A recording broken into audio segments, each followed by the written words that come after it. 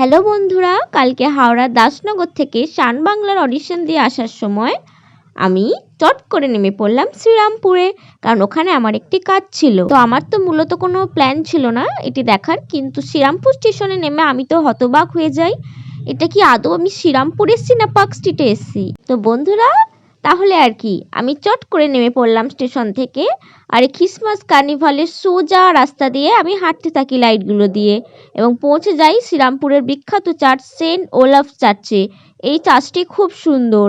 আমি এবছর ক্রিসমাসের চার্চে যেতে পারিনি, কিন্তু হয়তো জেসাসি চেয়েছিলেন অন্তত আমি একবার হলেও চার্চে যাই, তাই এইভাবে উনি জেসাস আমাকে আমন্ত্রণ জানিয়েছেন এবং আমাকে চার্চ দর্শন করার সুযোগ করে দিয়েছেন।